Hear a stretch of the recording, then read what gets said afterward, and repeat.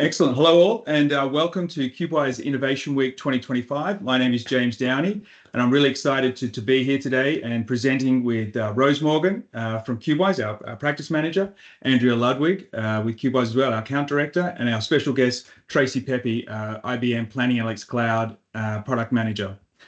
So again, thank you for joining today's webinar as we kick off Cubewise Innovation Week 2025. And it's going to be a really jam-packed week where today we'll be talking about planning analytics in the multi-cloud universe, where we'll be discussing Planning Analytics Cloud, and we'll also talk about Planning Analytics as a service. And we're kind of like looking to differentiate the two and talking about what are the kind of considerations that you should be making as you look to your cloud journey? What are some of the technical differences? What are some of the licensing differences? And again, kind of have a bit of a deep dive, balanced discussion about, how do you kind of undertake your cloud journey? So that's kind of the aim of today. And we're really looking forward to kind of getting into that in a second with the team that's on the call. And then tomorrow we're going to be looking at visual excellence with planning analytics, where we kind of looking at what we call elite workspace. So how do we kind of present a very intuitive, guided, highly aesthetically pleasing user experience with planning analytics workspace. And we'll also be looking at the next generation of Applico UX, which is the Cubewise tooling that kind of goes over planning analytics as well to give a very kind of a visual excellence with planning analytics and that user experience. And then on Wednesday, we're going to be looking at AI, which is obviously a big topic right now in the community. And we're going to be having a look at, specifically, we're going to be looking at integrating planning analytics with Watson X. And there's a bit of a wow moment here, and I've seen this now a few times in presentations to customers and proof of concepts, where there is a truly wow moment where we have a chatbot where we're able to kind of type in a question about, for example, what is my revenue for 2025 and what is my forecast? And there is in natural language a meaningful answer being provided back in pretty good time as well. And so we're going to be spending a deep dive on that. And that's a really interesting kind of webinar on Wednesday. And then on Thursday, we're going to be looking at another topic, which is actually really important for all TM1 developers and administrators out there. And that is around automated testing of planning analytics. So how do you do code testing in a more automated fashion, more like unit testing, and also looking at like fine tuning your models. So for me, as someone who's worked in this space for almost 2 decades, the importance of performance can never be understated, right? You need to be you need to have a highly performant applications that kind of that when they were running, that the users can appreciate the complexity, don't necessarily feel the complexity of the models, but can kind of really kind of experience a high performant application with a great user experience. And it's something we're going to spend a bit of time on Thursday discussing there with some of the engineering team from the Cubewise side. And then on Friday, just to wrap up the week, just as an overcap here, we're going to be looking at Atmosphere, and Marius is going to be joining us, the product manager for TM1 Pi, as we really dive deep into Atmosphere and the global launch of that, which is our pre-built connectors for planning analytics, for like end-to-end cloud integration there. And I know Tracy, you and Stuart King recently kind of had a bit of a look at Atmosphere with Marius and our engineering team, and we're pretty impressed with that. And so we're really looking forward to a further deep dive in that global launch of Atmosphere on Friday. So that's the week ahead, and we're really looking forward to sharing our know-how with the planning analytics community on that. I guess more generally across the year, just before we kind of get into today's session and pass it across to start to talk to Rose about why customers moving to the cloud. We wanted to just kind of quickly just mention what some of the activities that the Cubewise team here in North America will be involved in throughout the year. So, Think in Boston will be in May. So a number of us will be up there and joining that. So hopefully we get to see a number of you at Think in Boston in May. So looking forward to that. Also Tech Exchange in October down in Orlando. So that's going to be a great, that's moved from Las Vegas to Orlando this year, and that's going to be a fantastic exercise again. And we'll also be having the TM1 World Championships at Tech Exchange there in October in Orlando. So really looking forward to hopefully seeing a lot of you in person, including Tracy, Rose, and Andrea at those events. So looking forward to the year ahead. So that's kind of a quick overview of Innovation Week 2025. And as I said, today we'll be looking at the multi-cloud universe for planning analytics.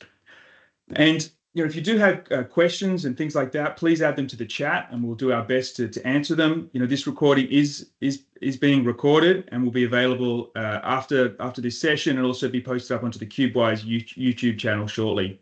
So please kind of share as appropriate with your colleagues. So with all that said and done, so Rose, let's kind of bring you in. I hope you're doing really well. Great to see you there. We've done a lot of transitions to cloud with Cubewise over the years, and we're seeing an increasing amount of them as well. Just to be fair, and I think it's fair to say. Also, I think North America and the US in particular is probably at the forefront of some of these cloud transitions. So let's kind of like set a baseline here for the audience. Why are customers moving to the cloud, do you think, in your opinion? Like what's the appetite here for the cloud? Yeah, thanks, James. So again, Rose Morgan, Cubewise Practice Manager. So a lot of customers we're seeing moving to the cloud just because they're seeing where the cloud has become, they're becoming more comfortable. They've seen that maturity of the software as it's gone along, right? There is more of those features that they were used to being on-prem are now in the cloud, and they have that confidence in there. Plus, being on cloud helps provide removing some of the administration that comes with maintaining your planning analytics applications, right? So now you don't have to worry about the upgrades that IBM is in charge of that. You have the systematic backups of things. It's just making it easier for that overall kind of more technical development or oversight of that, so that you have IBM carrying some of that burden with you on the cloud. Yeah, I would agree, and I think there's an overarching kind of what we've experienced over time is that customers, there is complexity to kind of on-premise installs that we see, and whether it's like SSL configuration or deploying the appropriate load balancers, upgrades, as you said, and then when customers move to the cloud, Tracy's team and etc. are able to help support customers because you're on, as an example, you're on IBM hardware with Planning Analytics Cloud. Yeah. And so with that kind of customers kind of like realizing some of that value, like what are some of the kind of the key ways in which customers are approaching their cloud migrations? We often talk about like a lift and shift and then a lift and shift modernization. Do you want to maybe just explore with the group, what are the ways in which customers are moving to the cloud in terms of their strategy? Yeah, so there are different ways. So as you mentioned, right, there is a lift and shift. And a lift and shift is probably going to be a lot easier if it's a client who's already used to some of the new tooling, right? So if you're an older client who's still using Perspectives or Architect, then suddenly doing a shift to the cloud without having gotten your users comfortable with some of the newer planning analytics for Excel or that planning analytics workspace, it might be a little bit harder. And so that's where having the maybe internal modernization might be helpful. Also, we've seen some clients. So for example, we have a customer who is a large retailer based out of Oklahoma, and they had an application that had a lot of outdated code in there, and it was taking a long time for processes to run. So being able to work with them to modernize their application on-prem before taking them up to the cloud gave us the ability to make sure that their system was running well before changing all of the users over. We've also seen, there's a large bank out of New York where they had done some of that transition on-prem of getting users used to the new interfaces, but then needing to still do some of those migrations as they're going along. It can also be an opportunity as you're going to the cloud to, maybe you want to do a bit of a shift over time. So we had a gaming industry out of Nevada that was also using that as a chance to be able to rebuild their model, and we could actually do some of that work where we had users starting to be on the cloud and some still on-prem, and we could do more of a gradual transition of them, but also doing that modernization as that cloud migration was happening. It's a really good point, right? So there's always and Tracy, we were talking about this in the prep for this, right? So if as part of the cloud migration, there needs to be an informed discussion, because everyone's kind of cloud journey can be a little different, and I guess preparation is key. because to Rose's point, how far along your, I guess, adoption of Parfait are you versus, your perspectives? Are you primarily TM1 Web as an interface? There's, and also some of your architectural considerations as well needs to be kind of considered in whether you're going to be doing a lift and shift, so basically, or versus like a lift, shift, and modernize. So there, again, it kind of comes down to a fairly informative kind of discussion with customers, whether it's, call it a phase 0 or a design and discovery session to kind of better ascertain what is the appropriate approach to the cloud modernization, because it's not necessarily a one size fits all. And I guess maybe Tracy, what's your kind of experience with this, and what are some of the cloud options here? So obviously, from your experience, and again, thank you very much for joining today's session. But what are some of the options here for customers as they look to explore planning analytics in a cloud deployment?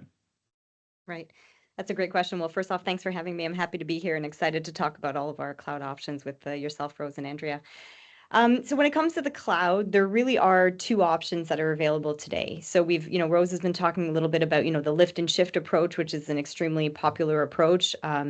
That's really, taking what you have on-prem and moving it to the cloud. And we've seen that happen, quite quickly. Some customers who are, ready to go and they're already using Pond Parfait, we've seen them move very quickly. So the first offering and the first choice, and what we were just talking about, is the Planning Analytics on IBM Cloud offering. That's the offering that's been in market for about 10 plus years. And that's hosted entirely on the IBM Cloud and run by our operations and SRE team worldwide. So that's the first option. The second option, I know we're going to explore a little bit later in some of the topics here on the webinar, is the Planning Analytics as a Service option. So this is the fully containerized run on Red Hat OpenShift offering that's available both on AWS and on Azure. So those are really the two options that we have for the cloud. Of course, we always have the on-premise option. We have to have a little shout out to our on-prem offering. We have a number of customers that are there on the on-prem today. Yeah, and it's a good call out the on-prem option there. And again, as people kind of evaluating, the cloud and things like that. So when we're talking about cloud in this context, just for people's awareness, we're not necessarily talking about a private cloud, a customer's private cloud. We're talking about on IBM Planning Analytics on cloud, being on IBM Cloud, or PA Planning Analytics as a service on Microsoft or AWS. There as the hyperscalers.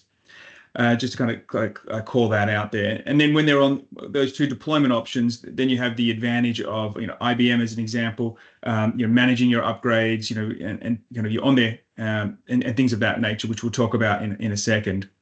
And so, like Tracy, what are some of the characteristics of some of the larger deployments, right? So we often get that question when we're talking to customers, especially some of the mature sites out there that have, maybe they built their models in, 9.5.2 or 10.2.1, and that they've got mature models with, hundreds of users, and they're big deployments with complexity, and they're often kind of they just kind of cautiously asking about, can the Planning Analytics Cloud, as an example, scale, So maybe can you just talk about like the time in market Planning Analytics on cloud has been available, and what are some of the characteristics of the larger deployments, and what are options that are available for customers to grow there?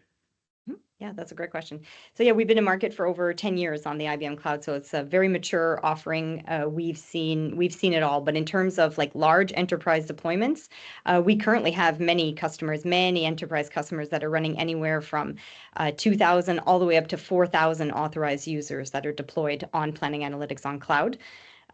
We offer lots of options. As you know, we sell in-memory and in-memory database. So memory is really how we're selling the offering. It's one of the metrics.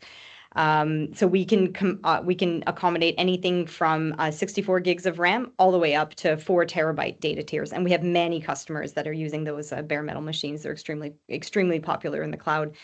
In terms of add-ons, you can start, like I was saying, at 64 gig, you can add on to 128, and then we've got options of 1, 2, and 4 terabytes of memory. So really those options are very, they're very scalable in the sense that if you just need a 4 terabyte in your production environment, you can have that. You can keep your dev, a little bit smaller because that's not what's required.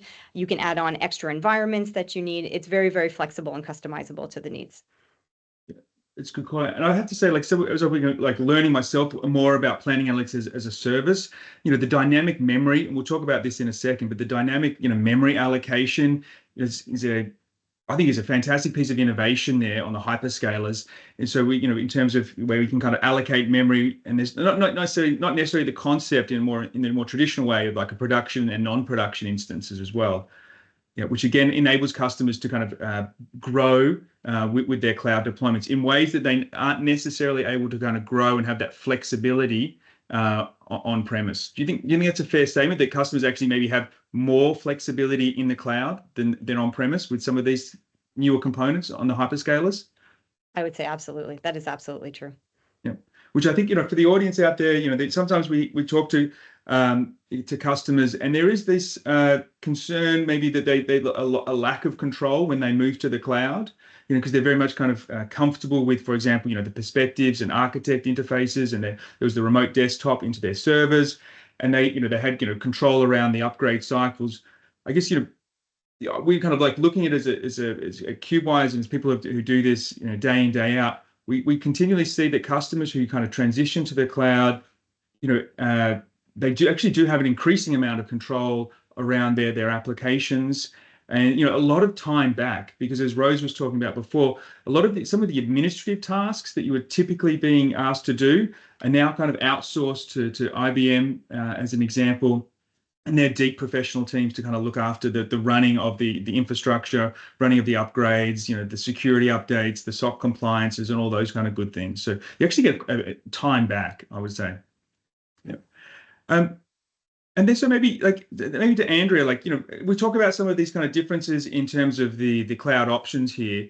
So if you're a TM1 administrator or a TM1 manager out there, I guess a key consideration is licensing. Yeah. So let's talk about licensing for a second here before we kind of get into some of the technical differences around this. So what are kind of the main considerations do you feel that a customer should be exploring and giving some thought to around planning analytics on cloud and PA SaaS when it comes to evaluating the cloud? So, and what are some of the license differences there that you could share with the people?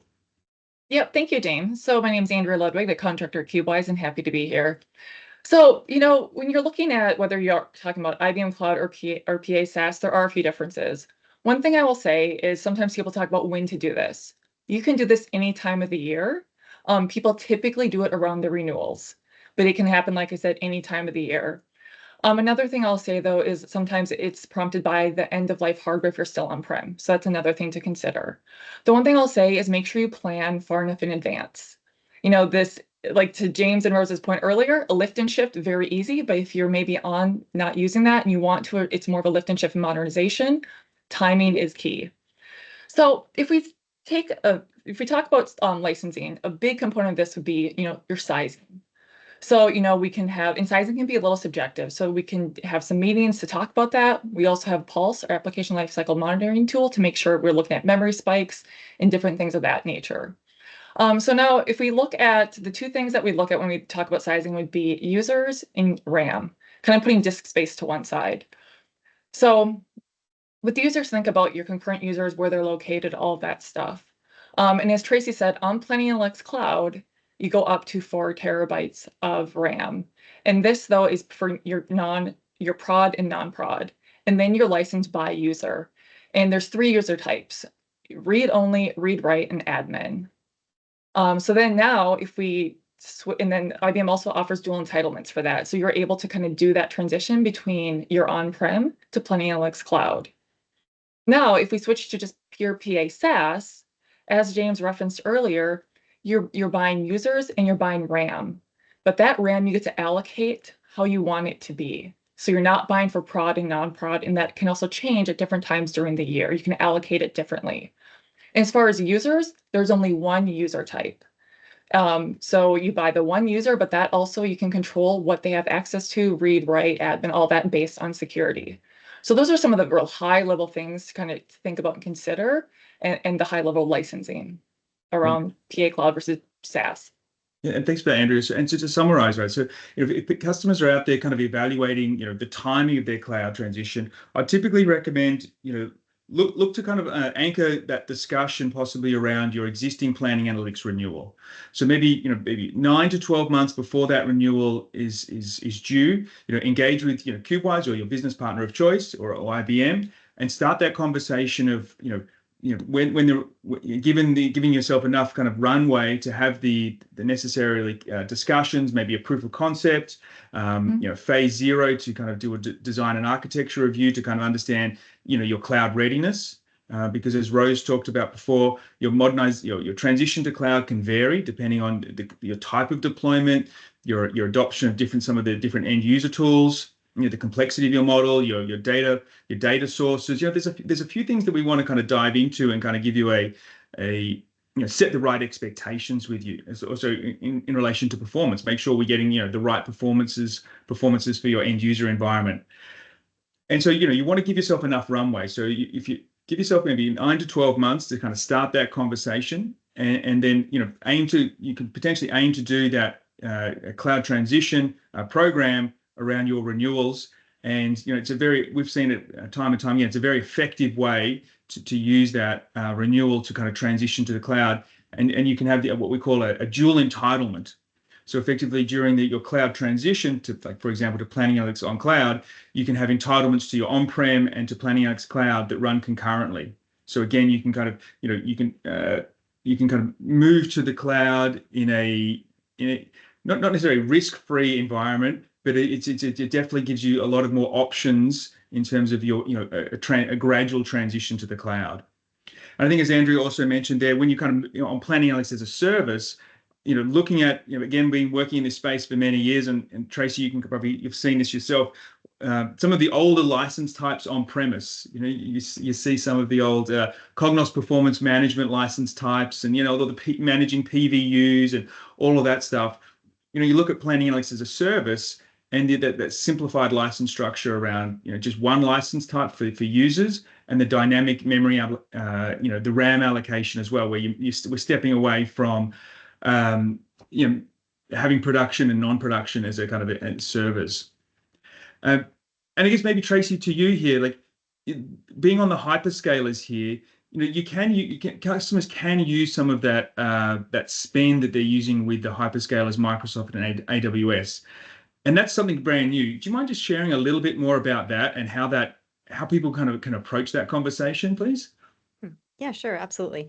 So it's definitely something that's new, and it's for the PA SaaS offering, but it's really a pretty big benefit. It's for 2 reasons. So the first reason being, if you have any committed spend with AWS, you're working in an organization that is working solely and has vetted one cloud for, maybe security and compliance reasons, and everything must be on this hyperscaler for you to be able to use it.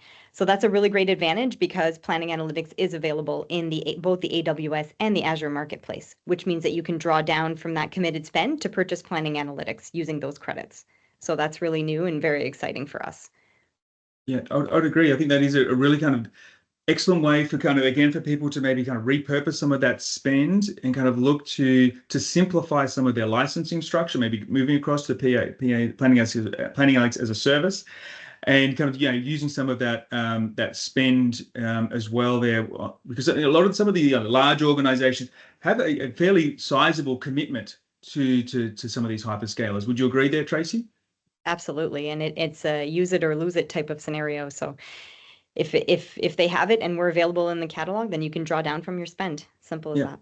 Yep. And so that's again, that's something to consider. Then when we were talking about before about looking at where your Planning Analytics renewal currently stands, and then kind of giving yourself 9 to 12 months to start building up the business case and start doing the due diligence around which cloud service should you explore and what are the migration pathways as well. So give yourself sufficient time to kind of prepare and get to an informed decision about the pathway, because as we'll talk about here in a second, setting the right expectations around your cloud journey is really important. Because we have seen some really successful cloud migrations, where the right expectations are set and the timelines are set as well. And Rose will talk about that in a second.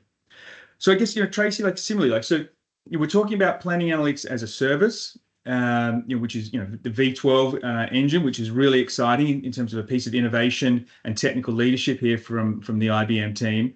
And we're also talking about Planning Analytics on cloud. So that's the V11 version.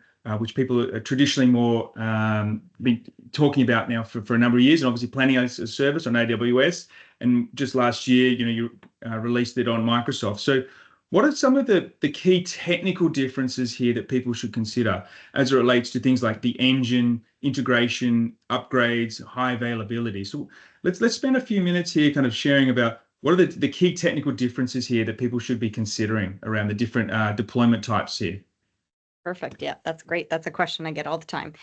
It's actually a really big question, so I'll try to keep it brief. But I guess so. Let's talk first about the engine, because you mentioned engine. So that's really the really key big difference between the two offerings.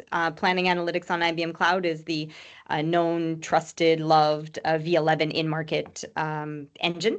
And then whereas the PA SaaS offering is the fully containerized V12 engine, highly available. So that's really one of the core key differences. One thing, it's not a difference, it's a similarity, but I always like to call it out when I talk about the two offerings, is the availability of both the Planning Analytics workspace and the Planning Analytics for Microsoft Excel interfaces. Those are available in both of the offerings, and they're also updated at the same time. So still, we have the concept of IBM still pushing the updates and managing it. Whether you choose the PA Cloud or the PA SaaS, you are getting that innovation at the exact same time on both offerings. So we talk a little bit about memory pooling. I know that's something that we just touched on earlier, and that's really a key, it's a paradigm shift, I would say, if we're talking between IBM Cloud and PA SaaS and how that works. So really the concept on the SaaS offering is about buying quota. So think of quota as a really big bucket of, or it could be a smaller bucket, depending on what you need. But it's a bucket of memory and it's a bucket of users. And the idea on the SaaS offering is we don't have the concept necessarily of a limit per environment. It is shared memory between all of your environments. So we allow you within the UI, let's say, to create a dev test in a prod environment. You want to assign 16 gigs to one and 16 to the other. That's up to you. Because of the V12 engine, this allows us as well to have a lot of flexibility within the individual TM1 databases themselves, because this the offering of a TM1 database, the concept of a TM1 database still exists. But what's new is that you can turn on and off a database to release memory, therefore really allowing you to customize at a really granular level where you need to put your memory. So if you're in a surge period and you need to free up some more memory, you can shut down, for example, your test environments or your test databases that are no longer in use, therefore freeing up the memory for your high period peak production use. And that's a really big difference between the PA Cloud and the PA SaaS offering. It's something we're really excited about as well, and we've seen a lot of customers embrace the ability to have that fine-grained control and do what they need to do with the memory and have it very flexible and dynamic. So that's the second one. We can talk a little bit about disaster recovery. That's a question we get all the time. So disaster recovery on Planning Analytics on IBM Cloud is something that comes out of the box, and it comes with PA SaaS as well. But the key core difference between the two is really the timeline. Seeing as, the PA Cloud is a cloud-hosted solution, those disaster recovery timelines are 14 days out of the box or 3 days with a premium add-on. Whereas because the SaaS offering is fully containerized and run in the MZRs, which are the multi-zone data centers in both AWS and Azure, we're able to get a much shorter disaster recovery timeline. It's just a matter of hours because we're constantly replicating the data across the availability zones, which allows us to have copies of it available at all times in the event of a disaster. So that's for disaster recovery. I'm trying to think of for maintenance. That's another thing that's really important. So we talked about what it's like moving to the cloud and how, that we have that responsibility matrix of, customers bring their data, they build their models. We built in, monitoring tools and threshold alertings where in the cloud, you can monitor your CPU usage and things like that. That's really like part of the customer's responsibility. Anything to do with their business processes, that's what they're responsible for covering. Whereas on the IBM side, we do everything with, infrastructure, upgrading, patching, and maintenance. So on the PA Cloud offering, being as it's a cloud-hosted offering, we have an 8-hour maintenance window. This is the third Saturday of every month. Not a movable thing. This is a time that IBM requires to keep all of the machines that are in the cloud up to date and compliant with the IBM security policies. So that's something that we do on the cloud offering, whereas on the SaaS offering, it being modern and containerized, we're able to push those updates without any downtime, which is a really key difference. If you're a customer and it's very important to you to be available 365 days a week, 24/7, and you can't have any kind of disruption, even if it is on a weekend. If you're a retailer and you're running your processes on the weekend, then maybe that's something that you can look at, looking at the SaaS offering if that's really important to you. And if I could Tracy, yeah, please. If I Go ahead. understand correctly, even on the SaaS offering, you can also be doing an upgrade of the version without taking the system down, because that'll do that on another replication. Is that right? That's absolutely correct. So that's a great point, Rose. Yeah. So database upgrades, and I'm talking about the individual like TM1 Server version. If you're familiar with that on-prem, every time you do an update, you have to install the new kit and take down the databases. That's all done in high availability on the SaaS offering, because we are able to spin up a replica and have zero downtime there. So a huge advantage, and you can choose when it's done as well. You can push a button and we do that for you without any downtime. Yeah, and I think like myself, as like looking at this, we've got several customers here, Cubewise globally now, but a number in the US as well, who are running on version 12, so the PA SaaS offering. And I spoke with one of our senior consultants recently who was working on a PA. We have a customer who was on Planning Analytics on Cloud, so V11, and they moved to PA SaaS, and it's been a really successful migration. But I was like sitting with them, and they were in the workspace environment, and they were showing me how relatively straightforward it was to actually do the memory allocation and to do the upgrades. Literally like a click of a button or click of a couple of buttons there. And that, from myself, as you said, like was a paradigm shift for someone who learned TM1 in the 952 era. Upgrade and setting up your infrastructure and all those kind of things. What it was then versus where it is now, it's been a huge step forward in terms of that the technical innovation, and as I said, like giving a lot of time back to people and having greater control and greater flexibility in terms of that allocation of memory, which I think is an exciting kind of prospect for customers. Because as you said, if you're going to map out your year, you can allocate more memory to production during peak budgeting periods, and you can kind of take that memory away from some of your non-prods. Yeah, and vice versa during, on the reverse, when there's maybe you're not going through a key budgeting cycle, maybe that's when you're doing some of your project work and development work, you can allocate some more resources to non-production to kind of do the development there.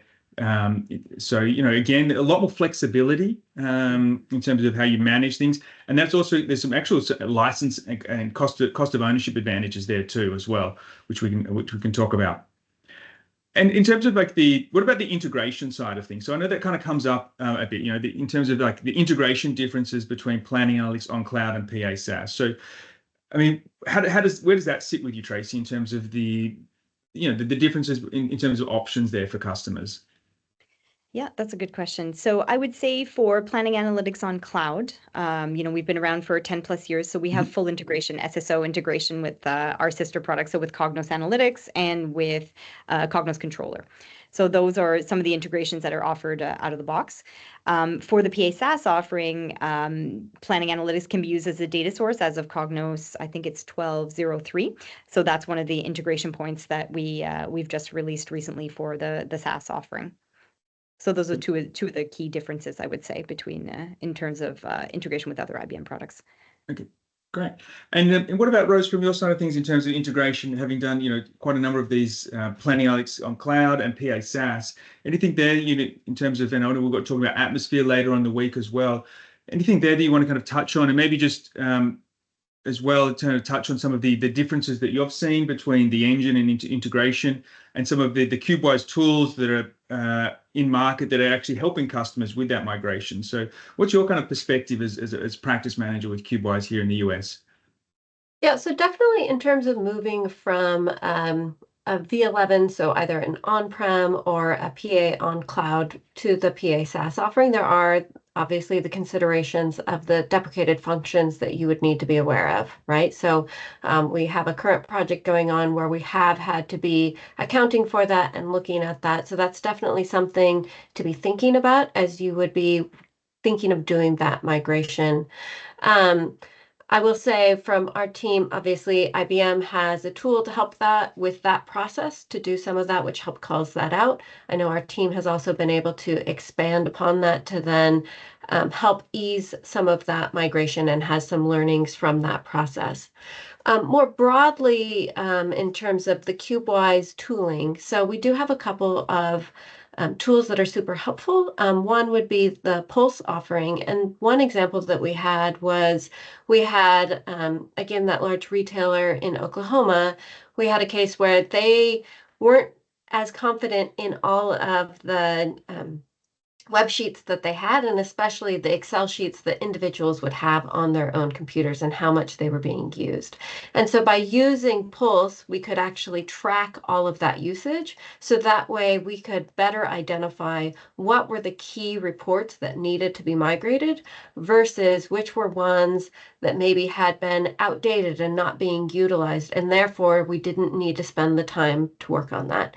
And I know that a lot of clients are probably concerned about what exists on individual users, saved drives rather than what's being stored in a centralized location. And so that would be another way of being able to help with that.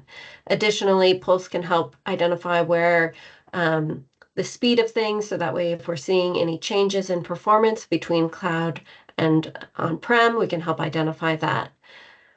And then obviously, James, you mentioned Atmosphere, which we'll be talking about later on this week. And that is super helpful of the in-service connections. So that way, if you are needing to connect to a external database, so for a SuccessFactors, for a Databricks, where you're on cloud and you're doing that, of having that seamless integration for that rather than needing to set up that cloud-to-cloud connection.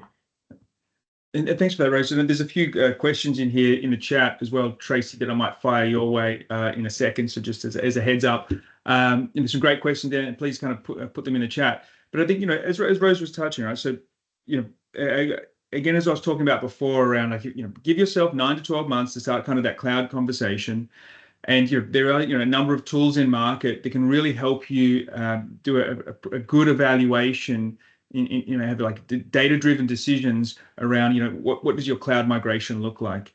As someone who's been using planning analytics for, almost, 2 decades myself, it's important to kind of understand what does the user environment look like? How many Excel workbooks are out there, and what are the characteristics of them? How deep are they in terms of like their VBA or their complexity?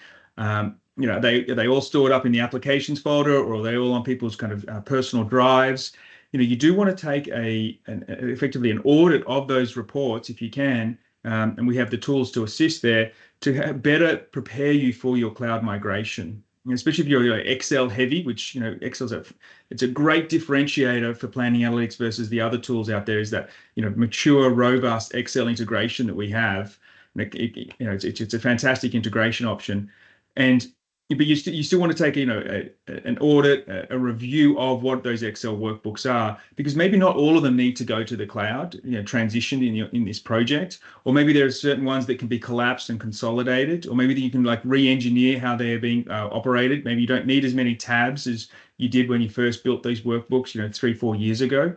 So again, you want to give yourself, the key thing here is you want to give yourself enough time to evaluate the landscape that you have and how you kind of transition that into the cloud. And there's, a variety of different tools out there that can assist with that. And of course, TM1 is also a really useful tool as well as part of some of that programmatical transition, that some of us are increasingly at Cubewise we're using like day in, day out. But again, just encouraging people to kind of give yourself enough time for that cloud transition, especially some of the bigger, more complex sites out there as well. And I guess maybe Tracy, over to you here. There's a couple of questions here, if I could ask you, as it relates to CPUs. So we kind of talked about the dynamic allocation of RAM and the memory. How does that relate to in terms of the CPU concept with planning analytics as a service? And are you able to kind of step in and kind of just share a little bit about how that works with PA SaaS?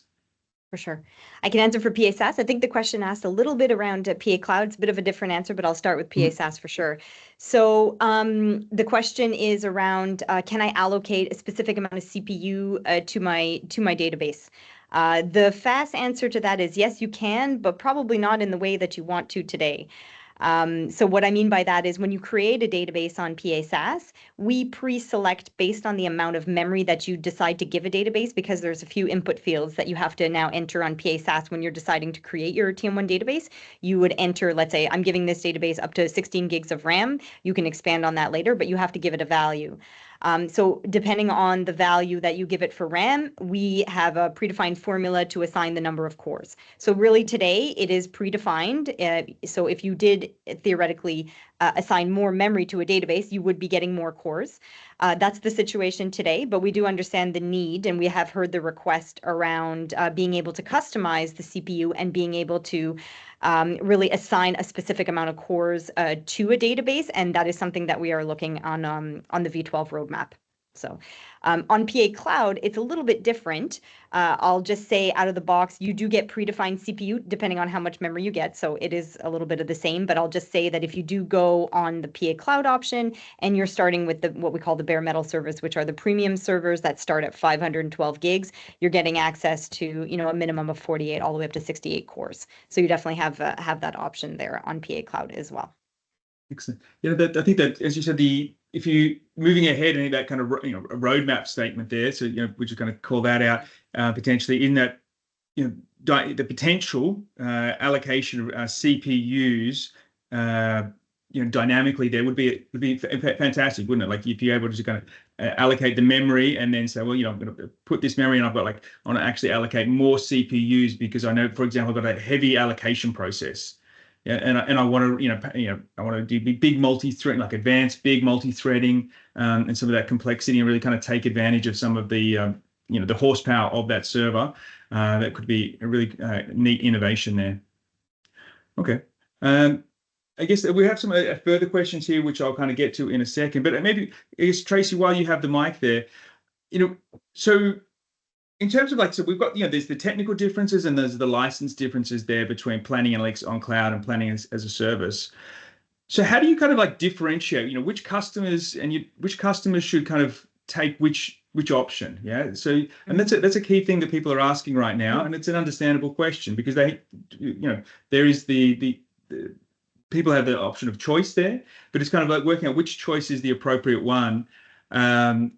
And you said planning analytics on cloud has been in market for, I think you said, 10 plus years, and it's, very stable, very mature. We've had a lot of successful customers using that. And PA SaaS is a little bit newer, but it's, it's on the hyperscalers who are, excellent cloud providers.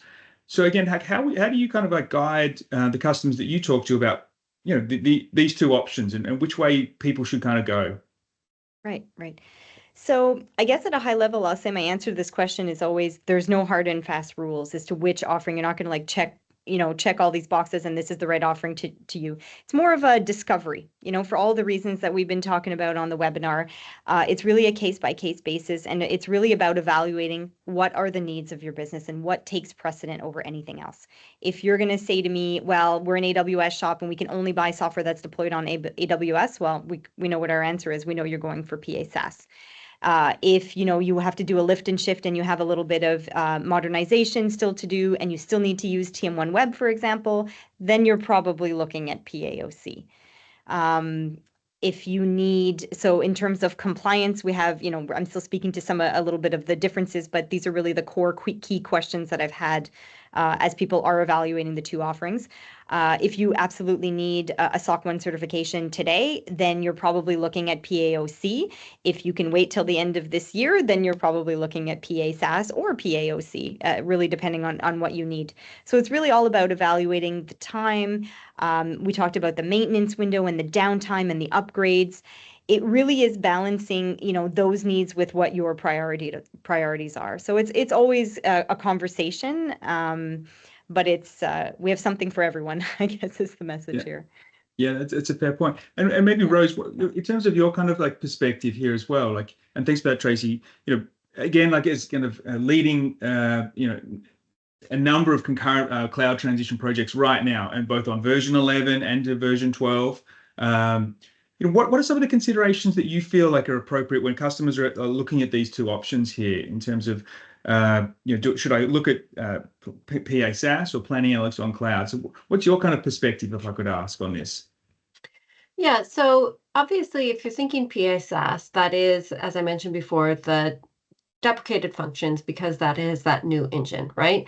There is also some new functionality that's coming with that version 12. So there is definitely an aspect of wanting to make sure that whenever any new feature is coming, you're guaranteed to have it. That might be a consideration for V12, but knowing that you're going to have to put in extra time to be ready, right?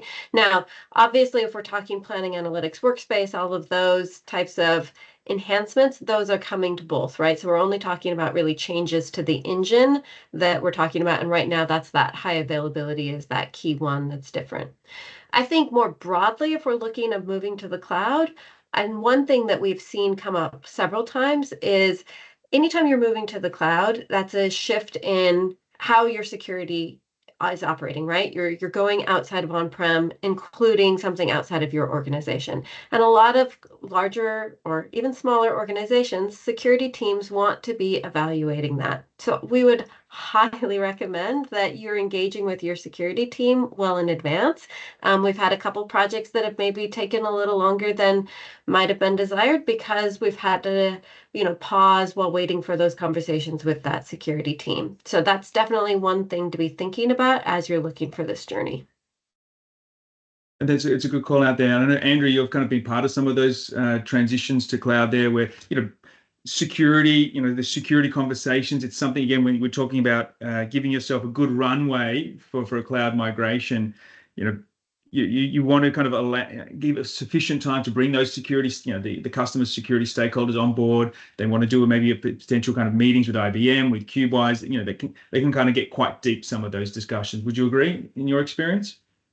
Yeah, and I mean, you all know your own businesses and companies better than we do, but we have seen it time and time again, especially if this is one of the first big projects you've been involved in, that there are usually numerous teams that need to get involved for approval on these things. And towards this point, there have been some delays, and the business isn't always thrilled about it, but security, it kind of takes the trump card on this usually. So yes, recommend getting everyone involved early. Yeah, I very much agree there. And I think when you kind of like look at it again, if depending on the type of application that you're running there, as we're experiencing, there's quite a number of customers who are migrating successfully to PA SaaS.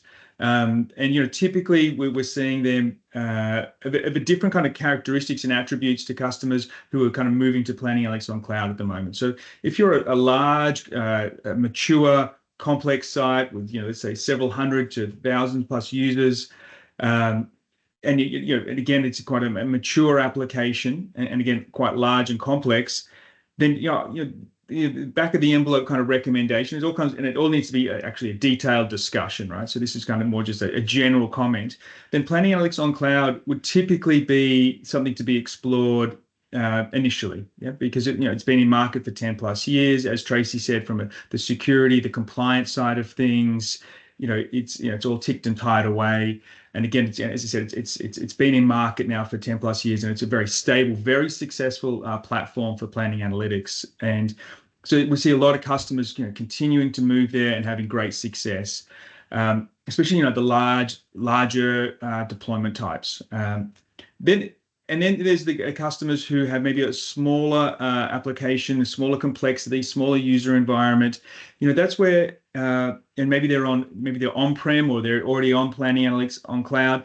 And we've seen them kind of moving to PA SaaS and that being quite successful. But as Rose was talking about, there are some engine differences, and which needs to be accounted for, and that's kind of through design and discovery in a phase 0. We want to kind of make sure we're kind of covering all of those pockets. But again, applications that are maybe of a smaller complexity and size, some of those differences in engine characteristics between V11 and V12, easier to be managed in a cloud transition project versus a 2,500 user system that's been in place for 5+ years. There's quite a lot of complexity there, and therefore kind of maybe moving to Planning Analytics on cloud might be the more obvious first choice. But again, as we've kind of really trying to talk about here in a more balanced approach, is it needs to be a discussion, right? There needs to, you need to kind of have a look at the data. You need to have a look at, when your renewals are, what are your considerations around with the hyperscalers, what's your appetite for embracing high availability and the advantages of those things, the dynamic memory allocation, and some of those great things. And you need to kind of have a broad-based discussion of what is the roadmap here to moving to the cloud, and setting the right expectations and timelines, and doing the right due diligence to make it a successful transition. Because building, as you said, like security, it's something that we see time and time again. It's a conversation that has to happen earlier rather than later. Otherwise, it can catch you out there. I don't know, Andrew, you've been part of that a couple of times with us. Yeah, and to what James was saying, like it's not always black and white, and there are some gray areas. So definitely a conversation around what option's best for your company is probably the best way to go. Excellent. And this is we're kind of coming up on time here. And as we kind of like wrap up here, Andrew, like how do customers and people who are on the webinar and listening out there on the recording, how do they start their cloud evaluation? Like we've talked about the renewals, giving themselves 9 to 12 months of a timeline, Yep. All that stuff. Like, what's your experience as well as kind of doing some of our larger cloud transitions as an account director here at Cubewise in the US? What's some of your recommendations to how they can start that evaluation? Yeah, so we did talk about, some of the tools that are available, the timelines, bringing in security and the right people. But besides that, what IBM offers is to be able to spin up an environment, both on PA SaaS or in IBM Cloud. A 30-day trial to actually test the environment, test your performance. You can port over part of your model. We highly, highly recommend that. Because then you'll also kind of see some of the admin, the maybe things that might be different or might not be, just to kind of give you that comfort. So that's what I would definitely recommend. Like I said, typically it runs for 30 days, possibly get some extensions depending on what is needed. The one thing I want to say too, though, is when it comes to Planning Analytics Cloud, I know we talked about dual entitlements a little bit earlier, and I don't know if we were super specific, that those dual entitlements come at no cost to you when you're talking about IBM Planning Analytics Cloud only. And that is a minimum of 12 months. So that gives you that time when we're talking about that runway, 6, 9, 12 months, kind of get that going. But then once your dual entitlements start, you have that whole year to transition to have your on-prem entitlements and your IBM Cloud entitlements. And once again, that comes at no cost to you. That's a really good call out there. And in relation to just saying, I haven't seen this actually happen, but it's still there in the program. Just say you moved with the dual entitlements, you moved to the cloud, but you wanted to go back to on-prem. Is that still a possibility? Andrea? Yes. Oh, yeah. Sorry. Yes, that is. To your point, I have not seen it happen, but that is if you get to the end of your dual entitlements, you can go back to your on-prem with no penalty. So that is 100% there. So it is almost like a very long extended trial, but you pay what your SNS would be year over year. So if it was a 2-year deal, then it's the SNS for those 2 years. Yeah, and so again, there's a lot of flex, and maybe Tracy, maybe some comments on this as well as we kind of wrap up around the licensing side of things and how people should evaluate some of these cloud options. But again, there's a lot of options there for customers out there. It is quite a mature program now. The plan very much is a mature program, Planning Analytics on Cloud, and PA SaaS is increasingly mature. But I guess, Tracy, from your experience in working with customers here in the US and in Canada and just globally in your role, what's your kind of, I guess, thoughts there around people evaluating the cloud options? Definitely doing what we call the proof of concept, which is like a 30 or 60-day trial, has proven to be, it really gives customers that comfort and sort of that, sets the expectation of what the cloud is. So you can, go through and see what features are available for self-serve and how everything works and how you log cases with support. So that's been a wildly successful program here at IBM. And I've seen many, many customers, and like yourself and Andrea, I have not seen customers go back, because once they see the value of the cloud and, how fast the time to value is, how they're saving time, how they're saving money, it's definitely the way to go. And let me say that proof of concept is pretty quick. We reach out, you work with your business partner, we reach out to Tracy's and her team, and typically within a week, we can get that going. So it isn't this long, onerous process. It's pretty slick.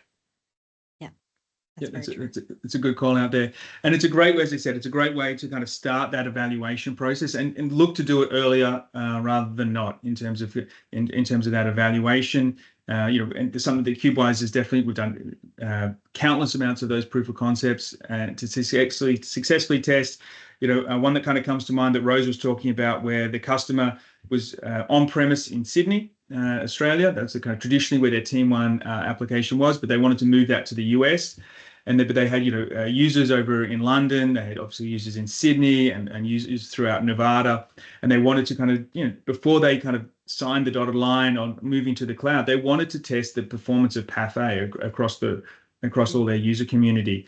And which was, a very reasonable and understandable ask, and it was excellent. We were able to kind of take a snap component of their application from on-prem, move it to the cloud, do some reconfiguration to make sure it's kind of cloud ready, and then the end users were able to kind of test that, using Planning Analytics for Excel across multiple different kind of parts of the world, and they were able to get excellent performance there. So again, but that was all kind of done through the proof of concept as they gave themselves a good amount of runway to evaluate their cloud journey, which was, and that was a great successful cloud migration there for a large customer out of Nevada.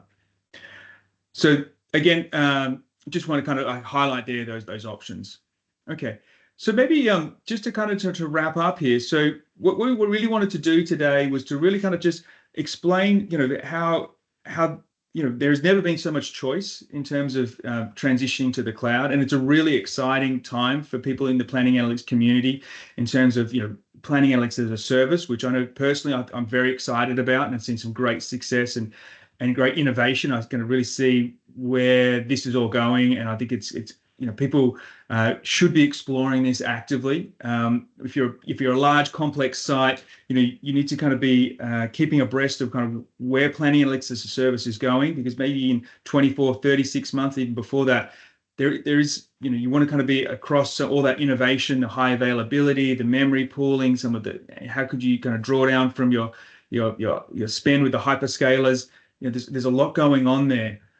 Additionally, the maturity of planning analytics on cloud and the stability and the robust platform that is, continues to provide great value to customers. So, in today's kind of webinar, we just really wanted to kind of share with you some kind of overarching kind of like themes there about some of the differences that you need to consider in terms of licensing and some of the technical differences, and also some of that, migrating to the cloud, how it can be like a lift and shift or a lift and shift and modernization, but also being very aware of giving yourself enough time to kind of undertake that transition and do the due diligence beforehand to make it a success. So, that's what kind of the aim of today was. So again, I want to kind of thank Tracy in particular for joining us from IBM, for joining today's webinar and kicking off Innovation Week 2025, and thank Rose and Andrea as well for joining us as well.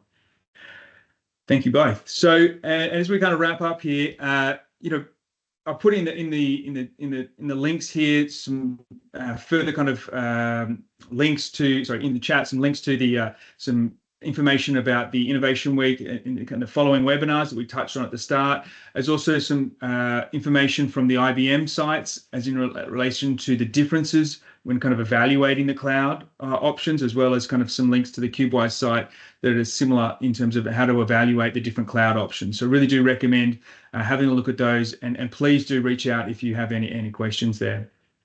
So on that note, unless there's anything else from Tracy, Rose, or Andrea to summarize, to close it out. Have a good week. I hope to see some of you tomorrow. Yes, indeed. Yeah. So on that, so Andrea and I and Dean Watts will be on the mic tomorrow talking about the visual excellence with planning analytics, and we'll be looking at Elite Workspace. So Dean Watts will be up sharing his screen, really kind of diving deep into what Planning Analytics Workspace can look like from a visual excellence perspective, and also looking at some of the Applico UX Next Gen, which is also a Cubewise product that kind of helps kind of with the visualization of your planning analytics data. So that's kind of on tomorrow's ticket. So we look forward to everyone being there. And again, thank you for your time, and enjoy the rest of your day. Thanks all. Bye. Thank you. Everyone.